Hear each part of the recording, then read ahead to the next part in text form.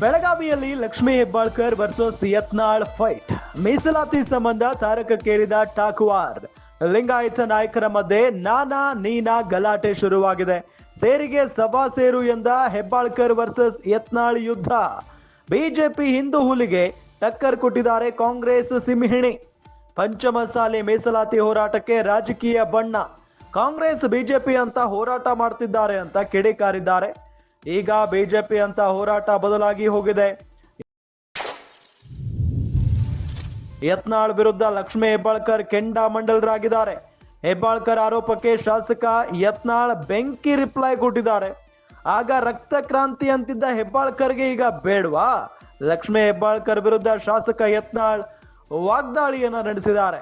ಗಮನಿಸ್ತಾ ಇದ್ದೀವಿ, ಬೆಳಗಾವಿಯಲ್ಲಿ ಲಕ್ಷ್ಮೀ ಹೆಬ್ಬಾಳ್ಕರ್ ವರ್ಸಸ್ ಯತ್ನಾಳ್ ಫೈಟ್ ನಡೀತಾ ಇದೆ. ಪಂಚಮಸಾಲಿ ಮೀಸಲಾತಿ ಹೋರಾಟ ನಡೀತಾ ಇರೋದು. ಮೊನ್ನೆ ನಾವು ಗಮನಿಸಿದ ಹಾಗೆ ಪೊಲೀಸ್ನವರು ಹೋರಾಟಗಾರರ ಮೇಲೆ ಲಾಠಿ ಪ್ರಹಾರ ಮಾಡಿಬಿಟ್ರು. ಆ ದಿನ ಬಹಳಷ್ಟು ದೊಡ್ಡ ಮಟ್ಟದಲ್ಲಿ ಗಲಾಟೆ ಆಗೋಯ್ತು. ಇದೇ ವಿಚಾರವನ್ನ ಮುಂದಿಟ್ಟುಕೊಂಡು ಈಗ ಕಾಂಗ್ರೆಸ್ ಬಿಜೆಪಿ ನಾಯಕರು ದೊಡ್ಡ ಮಟ್ಟದಲ್ಲಿ ಚರ್ಚೆಯನ್ನ ನಡೆಸೋದಕ್ಕೆ ಶುರು ಮಾಡಿದ್ದಾರೆ ಮತ್ತು ವಾಗ್ದಾಳಿ ಪ್ರತಿ ವಾಗ್ದಾಳಿ ಇದೆಲ್ಲವೂ ಕೂಡ ನಡೀತಾನೆ ಇದೆ. ಇದೆಲ್ಲದರ ನಡುವೆ ಈಗ ಲಕ್ಷ್ಮೀ ಹೆಬ್ಬಾಳ್ಕರ್ ಮತ್ತು ಯತ್ನಾಳ್ ಅವರ ನಡುವೆ ಫೈಟ್ ನಡೀತಾ ಇರುವುದನ್ನ ಗಮನಿಸ್ತಾ ಇದ್ದೀವಿ. ಮೀಸಲಾತಿ ಸಂಬಂಧ ಈಗ ಟಾಕುವಾರ್ ತಾರಕಕ್ಕೇರಿರುವುದು. ಲಿಂಗಾಯತ ನಾಯಕರ ಮಧ್ಯೆ ನಾನಾ ನೀನಾ ಗಲಾಟೆ ಶುರುವಾಗ್ಬಿಟ್ಟಿದೆ. ಈ ಹಿಂದೆ ಬಿಜೆಪಿ ಸರ್ಕಾರ ಇದ್ದಂತ ಸಂದರ್ಭದಲ್ಲಿ ಮೀಸಲಾತಿ ವಿಚಾರಕ್ಕೆ ಸಂಬಂಧಪಟ್ಟಂತೆ ಏನು ಹೋರಾಟ ನಡೀತು, ಆ ಹೋರಾಟದಲ್ಲಿ ಕಾಶಪ್ಪನವರ್ ಮತ್ತು ಲಕ್ಷ್ಮೀ ಹೆಬ್ಬಾಳ್ಕರ್ ಅವರು ಭಾಗಿಯಾಗಿದ್ರು. ಅದಾದ ನಂತರ ನಮ್ಮ ಸರ್ಕಾರ ಏನಾದ್ರೂ ಇದ್ದಿದ್ರೆ, ಅಂದ್ರೆ ಕಾಂಗ್ರೆಸ್ ಸರ್ಕಾರ ಇದ್ದಿದ್ರೆ, ನಾವು ಮೀಸಲಾತಿಯನ್ನ ಕೊಡ್ತಾ ಇದ್ವಿ ಅನ್ನೋ ನಿಟ್ಟಿನಲ್ಲಿ, ಅಂದ್ರೆ ಕೊಡಿಸ್ತಾ ಇದ್ವಿ ಅನ್ನೋ ನಿಟ್ಟಿನಲ್ಲಿ ಹೇಳಿಕೆಯನ್ನ ಕೂಡ ಕೊಟ್ಟಿದ್ರು ಲಕ್ಷ್ಮೀ ಹೆಬ್ಬಾಳ್ಕರ್. ಇದೇ ವಿಚಾರವನ್ನ ಈಗ ಯತ್ನಾಳ್ ಮತ್ತು ಬಿಜೆಪಿ ನಾಯಕರೆಲ್ಲ ಪ್ರಸ್ತಾಪ ಮಾಡ್ತಾ ಇದ್ದಾರೆ. ಇದೆಲ್ಲದರ ನಡುವೆ ಈಗ ಯತ್ನಾಳ್ ಅವರ ವಿರುದ್ಧವಾಗಿ ಸೇರಿಗೆ ಸವ್ವಾ ಸೇರು ಅಂತ ಹೇಳಿ ಹೆಬ್ಬಾಳ್ಕರ್ ಇಲ್ಲಿ ನಿಂತ್ಕೊಂಡ್ ಬಿಟ್ಟಿದ್ದಾರೆ. ಬಿಜೆಪಿ ಹಿಂದೂ ಹುಲಿಗೆ ಟಕ್ಕರ್ ಕೊಟ್ಟಿದ್ದಾರೆ ಕಾಂಗ್ರೆಸ್ ಸಿಂಹಿಣಿ.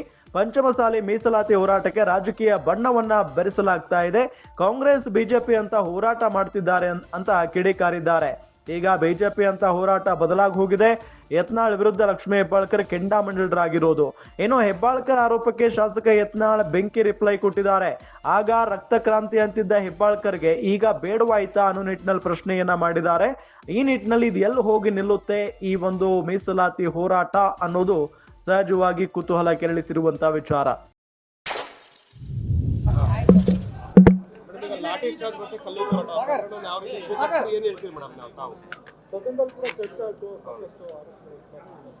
ಕಾನೂನನ್ನ ಯಾರು ಇಷ್ಟೇ ನಾನು ಹೇಳಲಿಕ್ಕೆ ಬಯಸ್ತಾರೆ. ಕಾನೂನು ಸುವ್ಯವಸ್ಥೆಯನ್ನ ಕಾಪಾಡೋದು ಸರ್ಕಾರದ ಕರ್ತವ್ಯ. ಅದೊಂದು ಸರ್ಕಾರ ಏನು ಅವರು ಮಾಡಬೇಕಾಗಿತ್ತು ಅದನ್ನ ಮಾಡಿದ್ದಾರೆ. ಯಾಕಂದ್ರೆ ಕಾನೂನನ್ನ ಯಾರು ಕೂಡ ಕೈಗೆತ್ತಿಕೊಳ್ಬಾರ್ದು. ಕೆಲವರ ಪ್ರಚೋದನೆಯಿಂದ ಹೀಗಾಗಿದೆ ಅಂತ ಹೇಳ್ತಾ ಇದ್ದಾರೆ. ಇನ್ನು ಏನೇನು ಆಗಿದೆ ಅನ್ನೋದು ಇನ್ನೂ ಸತ್ಯಾಸತ್ಯತೆ ಬರಬೇಕು. ಹೊರಗಡೆ ಬಂದ್ಮೇಲೆ ಅದಕ್ಕೆ ಕ್ಲಿಯರ್ ಆಗಿ ಪಿಕ್ಚರ್ ಒಂದು ಬರುತ್ತೆ. ಬಂದ್ಮೇಲೆ ನಾನು ಮಾತಾಡ್ತೀನಿ. ವಿಪಕ್ಷಗಳು ಏನು ಒತ್ತಡ ಮಾಡ್ತಾರೆ ಮಾಡ್ಲಿರಿ. ಅಷ್ಟೊಂದು ಪ್ರೀತಿ ಪಂಚಮಸಾಲಿಗಳ ಮೇಲೆ ಇದ್ದಿದ್ರೆ ಬಿಜೆಪಿ ಸರ್ಕಾರದಲ್ಲಿನೇ 2A ಕೊಡಬೇಕಾಗಿತ್ತು. ಇಷ್ಟೊಂದು ಈಗ ಹೇಳ್ತಾ ಇದ್ದಾರೆ ಅಂತಂದ್ರೆ ಯಾಕೆ ಬಿಜೆಪಿಯವರು ತಮ್ಮ ಸರ್ಕಾರದ ಹಂತದಲ್ಲಿ ಯಾಕೆ 2A ಮೀಸಲಾತಿಯನ್ನ ಕೊಡ್ಲಿಲ್ಲ? ಯಾಕೆ ನಮಗೆ ತೊಂದರೆ ಕೊಟ್ಟರು? ಈಗ ಮೂಗಿಗೆ ತುಪ್ಪ ಹಚ್ಚೋಕೆ ಬರ್ತಾ ಇದ್ದಾರೆ. ಈಗ ರಾಜಕೀಯವಾಗಿ ಸಂಪೂರ್ಣವಾಗಿ ರಾಜಕೀಯವಾಗಿ ಇದನ್ನ ಬಳಸ್ಕೊಳಕ್ ಹೋಗ್ತಾ ಇದ್ದಾರೆ ಅಂತಂದ್ರೆ ಅವಾಗ ಅವ್ರಿಗೆ ಅಷ್ಟೊಂದು ಅನುಕಂಪ ಇದ್ದಿದ್ರೆ 2A ಮೀಸಲಾತಿಯನ್ನ ಕೊಡ್ಬೋದಾಗಿತ್ತಲ್ಲ. ಯಾರು ಹೇಳಿದ್ರು? ನಾನೇ ಹೋಗಿದ್ದೆ. 3 ಜನ ಹಿರಿಯ ಸಚಿವರು ಬಂದಿದ್ರು. ಮಾನ್ಯ ಮುಖ್ಯಮಂತ್ರಿಗಳು ನನಗೆ ಸ್ವಂತ ಫೋನ್ ಮಾಡಿದ್ರು, 10 ಜನರನ್ನ ಕರ್ಕೊಂಡು ಬನ್ನಿ ಅಮ್ಮ ಅಂತ. ನಾನು CC ಪಾಟೀಲ್ ಅವ್ರಿಗೆ ನಾನು ಫೋನ್ ಮಾಡಿ ಹೇಳಿದೆ, ಎಲ್ಲರೂ ಹೋಗೋಣ ನಡ್ರಿ, ಒಂದು 10 ಜನರನ್ನ ಮುಖ್ಯಮಂತ್ರಿಯವರು ವಿಧಾನಸೌಧದಲ್ಲಿ ಕಾಯ್ತಾ ಇದ್ದಾರೆ, ಬನ್ನಿ ಮಾತಾಡೋಣ, ಶಾಂತಿಯುತವಾಗಿ ಮಾತಾಡೋಣ. ಜನ ರೊಚ್ಚಿಗೆ ಹೇಳ್ತಾ ಇದ್ದಾರೆ, ಬಿಸಿಲಿದೆ, ಹೊಟ್ಟೆಗೆ ಊಟ ಹಾಕೊಂಡಿಲ್ಲ, ಬೆಳಗ್ಗೆ 8 ಗಂಟೆಯಿಂದ ಬಂದು ಕೂತ್ಕೊಂಡಿದ್ದಾರೆ, ಏನಾದರೂ ಅಹಿತಕರ ಘಟನೆ ಆಗುತ್ತೆ ಬನ್ನಿ ಅಂತ ನಾನೇ ಕರೆದಿದ್ದೀನಿ. ನಾನೇ ಕರೆದಿದ್ದೀನಿ ಎಲ್ಲರನ್ನೂ. ಅದು ಆಗಬಾರ್ದು ಅನ್ನೋದ್ರಿಂದ, ಯಾಕಂದ್ರೆ ಸಮಾಜದ ಹೋರಾಟದ ದಿಕ್ಕು ಬದಲಾಗ್ತಾ ಇದೆ. ಇಲ್ಲಿ ಕಾಂಗ್ರೆಸ್ ಬಿಜೆಪಿ ಮುಖ್ಯ ಅಲ್ಲ. ಇದನ್ನ ಸಂಪೂರ್ಣವಾಗಿ ಬಿಜೆಪಿಯವರು ರಾಜಕೀಯವಾಗಿ ಬಳಸ್ಕೊಳ್ಳೋಕೆ ಪ್ರಯತ್ನ ಮಾಡ್ತಾ ಇದ್ದಾರೆ. ನೋಡಿ, ನಾನು ಒಂದ್ ಮಾತು ಹೇಳ್ತೀನಿ, ಇಲ್ಲಿ CM ಆಗ್ಲಿ ಅಥವಾ ಹೋಮ್ ಮಿನಿಸ್ಟರ್ ಆಗ್ಲಿ ಅಲ್ಲ, ಇಲ್ಲಿ ಕಾನೂನು ಸುವ್ಯವಸ್ಥೆಯನ್ನ ಕಾಪಾಡುವಂತ ನಿಟ್ಟಿನಲ್ಲಿ ತೆಗೆದುಕೊಂಡಂತ ಒಂದು ಸ್ಟೆಪ್ ಇದು.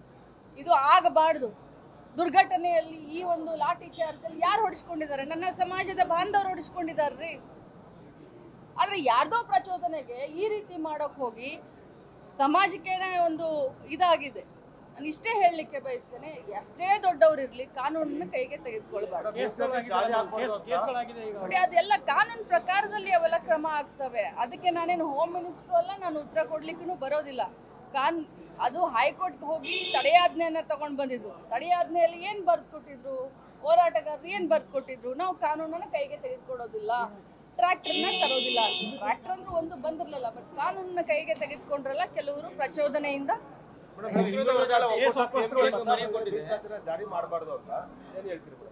ನೋಡಿ, ಇದೆಲ್ಲ ಈಗ ನಾನು ಹೇಳಿದ್ರೆ ಎಲ್ಲ ಆಗುತ್ತಾ? ನಾನು ಹೇಳಿದ್ರೆ ಚರ್ಚೆಗೆ ತ್ರಾಸ.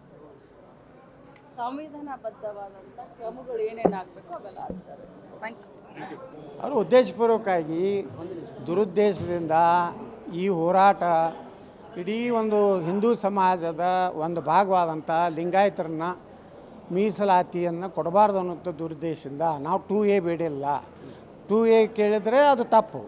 ಅದನ್ನು ಕೇಳಿಲ್ಲ ಅಂದಮ್ಯಾಗ ನಾವು ಕೊಟ್ಟಿದ್ದೇ ಬೇರೆ 2CD ಅದನ್ನು ಕೇಳ್ತಾ ಇದ್ದೀವಿ.